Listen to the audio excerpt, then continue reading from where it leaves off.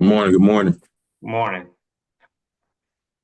Coach. I'm gonna start with get him up here on the screen. Good morning, Coach. I'll start with you. First of all, welcome to the CAA, and after 11 years as an assistant at A&T, what was the biggest reason for you wanting to return as the head coach of the program? Oh well, number one, because it's home for me. The state of North Carolina is home. North Carolina A&T is where I spent the majority of my career, and I believe in the potential of this university. I think we have great people. We have great players. Had great coaches. Got a great alumni base. Number one HBCU in the world. So it was a no-brainer for me. The Aggies certainly had a lot of success during your time previously at A&T. What are the keys to getting the program back to that level and where you'd like to see it go? We're getting the culture back to where it was, where we understand what Aggie pride is. It's not something that we just say; it's something that we live in our everyday life. So after we get the culture where it needs to be, making sure that we're recruiting the right type of player to our culture. We got some good players here now, and we gotta add to it. We got to recruit the heck out of the state of North Carolina and try to find the best players outside of our borders that we can. Korion, I'll come to you next. Fifth year as a starter, you've played more than I think 1,600 snaps, which is unbelievable total on the offensive line. What's the biggest thing you feel like you've learned over that time, and how do you use some of that experience to your advantage?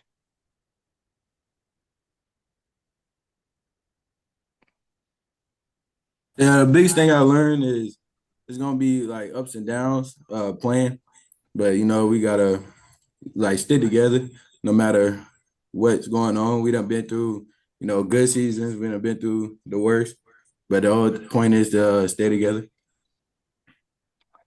Aaron, for you, you certainly had a lot of success last year, both as a defensive back and as a return guy. Do you like playing, one spot more than the other, and if so, why? No, I wouldn't say I like one more than the other. Just kind of like them all the same, wherever I can go to make a play, just to be on the field. That's where I want to be. So it's not no liking one more than the other. Really just wherever I can be to make an impact. That's what I want to do. As I mentioned on the outset, if you have questions for these guys this morning, just use the raise your hand icon in the chat feature. We'll start off with Donnell. Go ahead, Donnell. Good morning.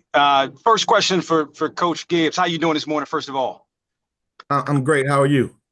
Doing good.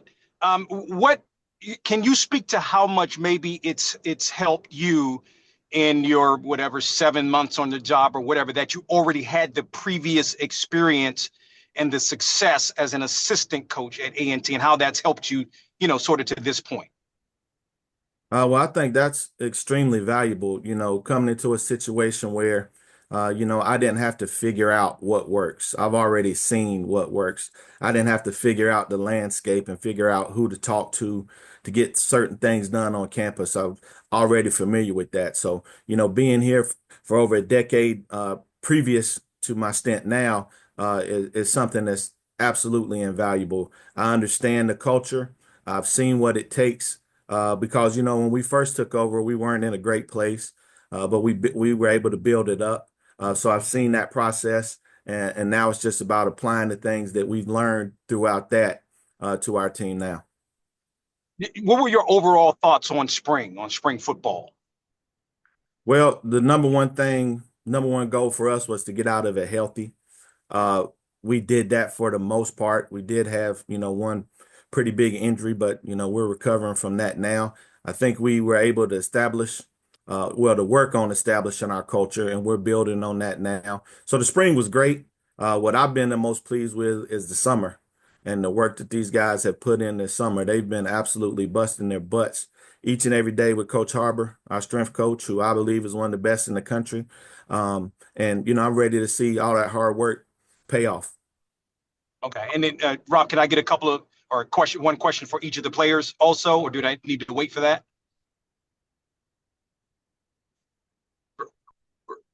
Okay, so for Korion, for you, fifth year all conference preseason. Can you speak to Ron Mattis? Because Ron Mattis has been the offensive line coach, been with, a couple of regimes now, and sort of how he has helped in your development. Yeah, Coach Matters done taught me everything I knew since when I came here freshman year. I didn't really have a high school coach, like O-line coach. So anything I done accomplished or did, like during my college career, I can give all credit to him. He a great coach, whether that's on the field, he a great person off the field. So it's like when you got a coach and a person you can look up to who done played your position, who done did all that on the next level, it makes the job easier for us. And what does that mean to be a fifth-year player, one of the leaders of not just the offense and the offensive line, but also the team? What does that mean to you, and how do you handle that leadership role? It means everything to be able to have that trust within the teammates. I say the biggest help towards that was like the coaches we had now, like assistant coaches that have played at A&T, who been there, done that leadership wise, playing wise, and all that. It really helped me as they show you how to lead. They show you what to do. And all the people that was in front of me also, the last couple of years, I had pretty good leaders in front of me that showed me the way. Okay, and then for you, Aaron, sort of along those same lines as a leader, from a defensive perspective, been around the program a good little while. Can you speak also to that and being one of the leaders of the team, and in particular on the defensive side of the ball?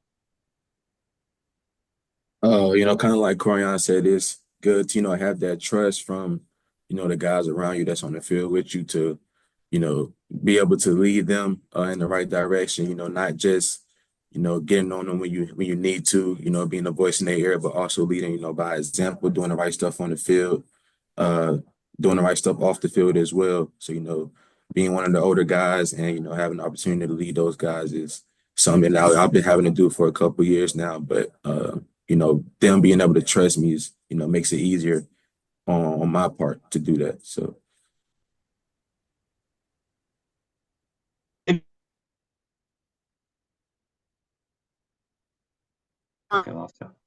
Hey, You're breaking up a little bit. Okay. I'm sorry. Can you We got guys hear me? Go ahead. Sorry about that. No, you're good. Okay, great. From a return perspective, right? Are you looking to get some more opportunities? Seem like teams try to kick it away from you a little bit there. Yeah, I'm definitely looking to get some opportunities. Whether they kick it to me or not, I always go back there ready to make something happen, regardless every time. So, yeah, I'm gonna stay ready, so I don't really have to get ready. Appreciate y'all. Thank you. Yeah. Thank you. Next question from Azar. Go ahead, Azar. Good to see you. Good to see you, Rob. Hey, Coach Tibbs. I just wanted to ask you, what was the first step when you first got the job, and especially going into this season? What was the first step? What was the first thing you want to implement in this program, being that it's literally starting from the ground up? I mean, with the season that they had last year, you're literally starting back from the ground up. What was the first thing you wanted to implement into the culture into this season? Well, and that's cliche, but culture is the first thing that you always got to implement. So it's just about teaching these guys what it means to be an Aggie, understanding that they're standing on the shoulders of some giants that came before them, and making them understand what it took for those guys to accomplish the things that they did. The only thing that works is work. So it's just about teaching these guys just to go to work each and every day, being process oriented. We call it pound the stone, and don't focus so much on outcomes. Focus on living in the moment and being true to the process. And I think that's what we've done. A lot of times outcomes can be a distraction. So we're just trying to focus on winning the day and being the best that we can be each and every day. If I can ask one more question. Sure. Hey, Coach, I spoke to the commissioner yesterday, and he was highlighting how, especially for the HBCUs, how there's no experience like an HBCU like football game, with the food, with the bands, with the play, with the environment. I personally, just being an African American journalist, I always thought it was crucial to have HBCU school in another conference other than the HBCU conferences, because it highlights the schools and get further acceptance where most kids might not see them. Right.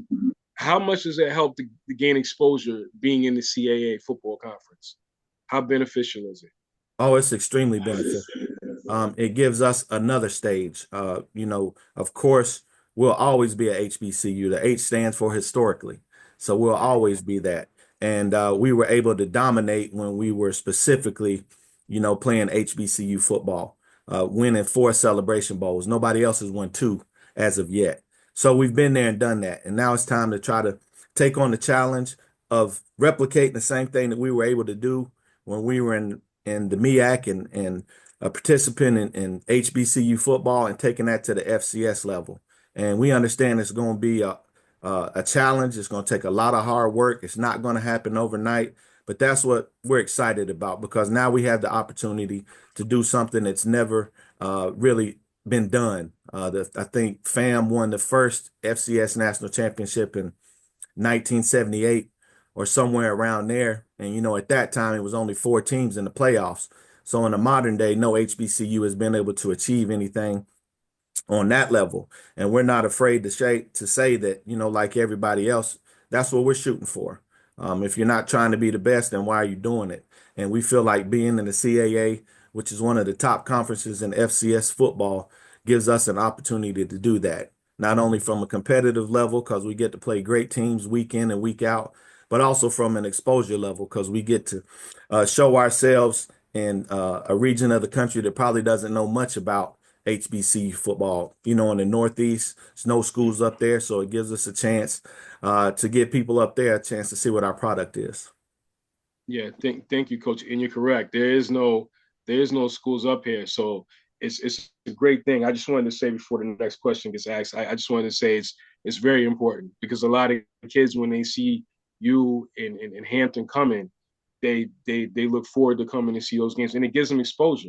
Other than when I think Deion Sanders brought it to the forefront. I think it's important to keep that light on it. So with you guys joining CAA, I think that's a great addition. That's all I wanted to say. Thank you. I agree. Thank you. Thank you. Next question from Antonio. Go ahead, Antonio. Hi, I have a question for Coach. Hope you all are doing well.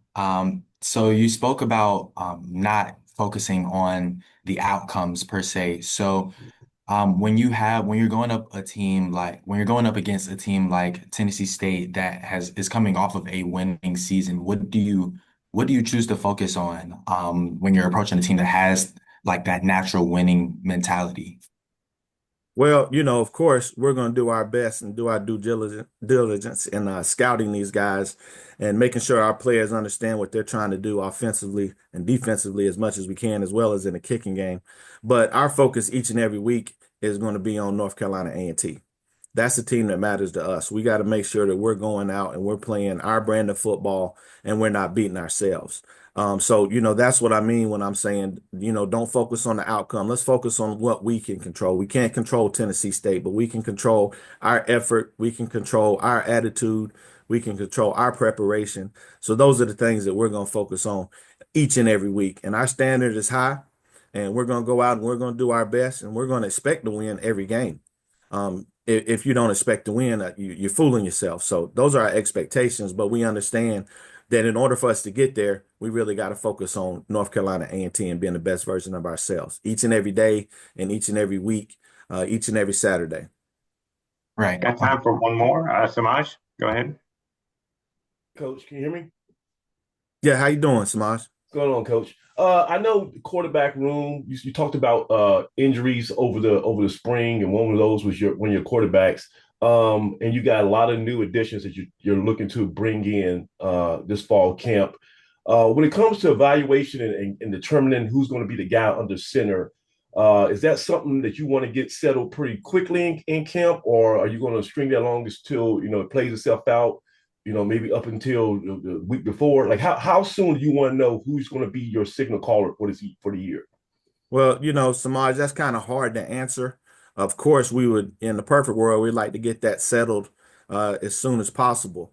But a lot of times you just got to let it play out. And if somebody separates their self sooner rather than later, then that'll be the guy that we go with. But we're going to have open competition, not only at quarterback, at every position. We're starting off new. This is a new season. Last season is behind us. Whatever you did in the past is behind us. We're starting new. So everybody's going to have an opportunity to go out and earn their spot this fall camp. But quarterback, of course, is the captain of our offense, the captain of our team. It's an extremely important position. I feel good about the guys that we have, and I think that Coach McGee will get those guys prepared, and the best man will win. And two quick questions. As far as the guys you have on the panel today, Aaron Harris and Korion Sharpe, those are guys that you had to reach out to and welcome back into the fold. They probably had options to maybe pursue other programs at their final year. What was your sales speech in retaining some of your guys from last year? Well, for Korion and Aaron, it was please come back. But those guys are Aggies. They're real Aggies, and they know the potential that we have. And to have those two guys back is, I can't even tell you how thankful I am. I don't think that those two guys are only good players in the CAA. I think those are two of the best guys in the country. And we're going to go out and show the world that Korion is one of the best that there is in all of FCS football and all of football in general. And Aaron is a dynamic returner and one of the best DBs that you'll find. So, that was a blessing for those guys to choose to come back to A&T because we all know that they could have went a number of places, but they decided to stay and help us build and rebuild the tradition that we've had at A&T. And lastly, specifically for Aaron Harris, there was a little bit of uncertainty on whether you're going to be getting your final year, and I know you had to maybe apply for that with this. Can you just talk to the process of how you were able to retain that last year eligibility and why you want to use it here at A&T? Well, we're Coach Gibbs and a few of the other coaches coming back. I saw that as a great opportunity to finish this thing the right way, the way it should be. Getting the culture back to how it was, and the past 2 seasons has been rough. But get some coaches that I trust that I knew since I've been in college. It made it a pretty easier decision for me. So it's like I trust these guys. So I know they're gonna take us down the path that we need to, where we need to go. So, that's why I'm here. Because I know they're gonna make it happen for us. So just to clarify, was it a medical red shirt that you got that gave you? Yeah, it was a clock extension that I got from when I got hurt a couple seasons ago. Okay, thank you. Thank you, Gibbs, Korion, Aaron, thank